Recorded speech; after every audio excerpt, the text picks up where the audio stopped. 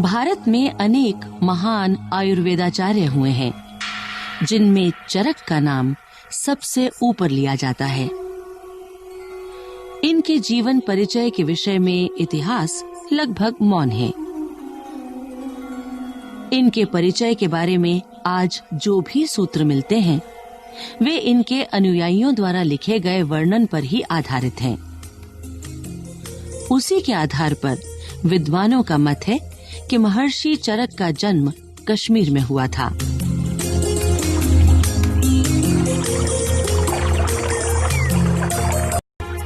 इनके पिता का नाम वेद वेदांगी बताया जाता है, जो अपने समय के प्रसिद्ध वेद शास्त्री थे।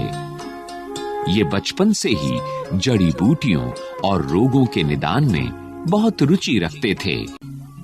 पिता की शिक्षा और स्वयं जानने सीखने की इच्छा के कारण ही चरक का ज्ञान बढ़ता गया।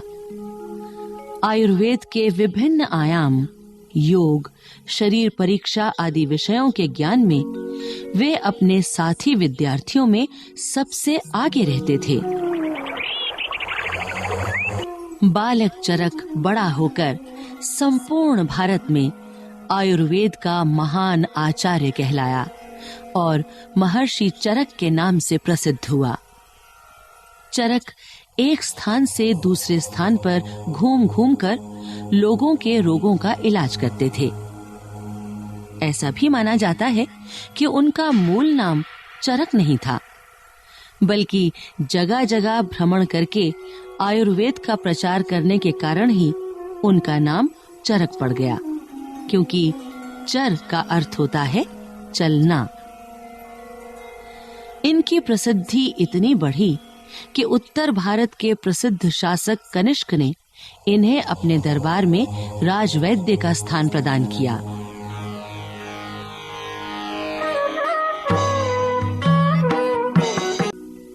चरक संहिता में 8 खंड हैं। 8 खंड? जी। पहला खंड सूत्र स्थान। अच्छा। दूसरा खंड निदान स्थान। तीसरा खंड विमान स्थान। बहुत अच्छा। चौथा खंड शरीर स्थान। उत्तम। पांचवा खंड इंद्रिय स्थान। छठा खंड चिकित्सा स्थान।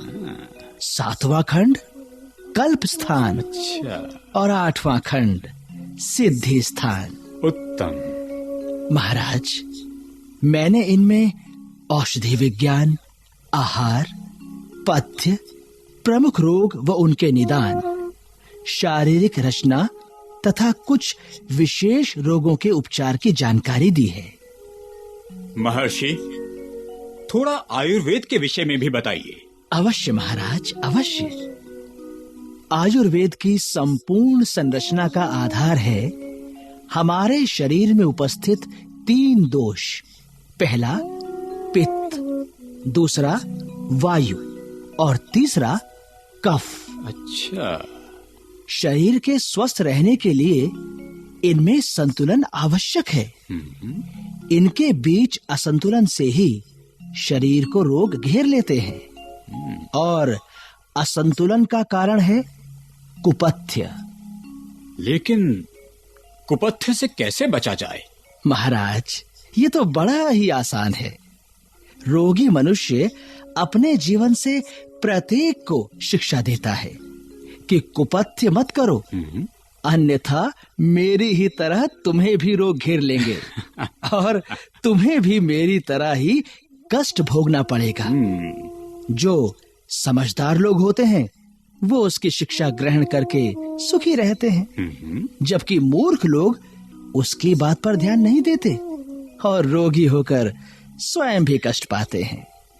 अतः सभी रोगों से दूर रहने का एक ही उपाय है और वो है सुपथ्य और सदाचारी जीवन। महर्षि चरक, लोगों ने आपके विषय में जो कुछ बताया था, वास्तव में आप उससे भी बढ़कर हैं। महाराज, चरक संहिता जैसा ग्रंथ लिखकर आपने मानव समाज की बहुत सेवा की है। क्षमा कीजिए महाराज, किंतु मुझे लगता है कि चरक संहिता के लिखने में मेरा कुछ भी योगदान नहीं है।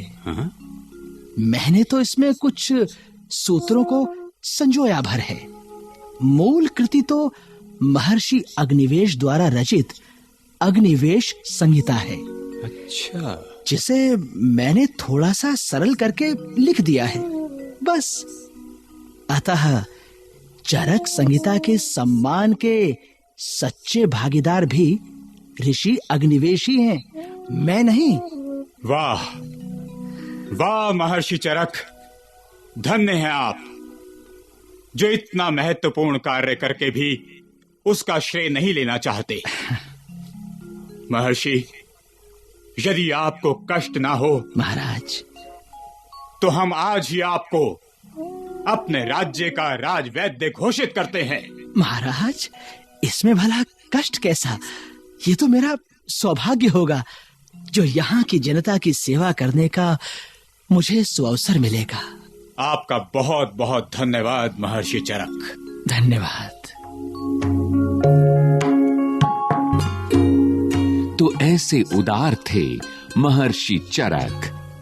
उनकी इसी विनयशीलता का परिणाम है कि आज उनका नाम और ग्रंथ चरक संहिता को संपूर्ण भारतवर्ष में आदर की दृष्टि से देखा जाता है।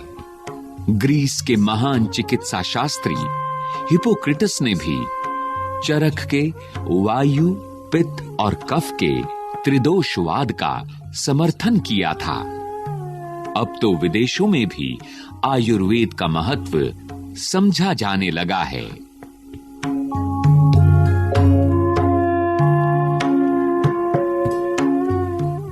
प्राणाचार्य चरक। पूर्णमदः पूर्णमिदं पूर्णात् पूर्णमुदच्यते। अभी आप सुन रहे थे ये कार्यक्रम। शोध एवं विषय संयोजन डॉक्टर जितेंद्र सिंह, आलेख जय प्रकाश विलक्षण, कलाकार सुचित्रा गुप्ता, बाबला कोचर, सुनील लोहिया, प्रवीण शर्मा, राजेश आहूजा, आकाश और आशीष इलाहाबादी। ध्वन्यांकन अमिता भट्टी, निर्माण सहयोग दाऊ दयाल चतुर्वेदी तथा निर्माण एवं प्रस्तुति अजीत होरो। पूर्णमदः पूर्णमिदं पूर्णात् पूर्णमुदच्यते पूर्णस्य पूर्णमादाय पूर्णमेवावशिष्यते।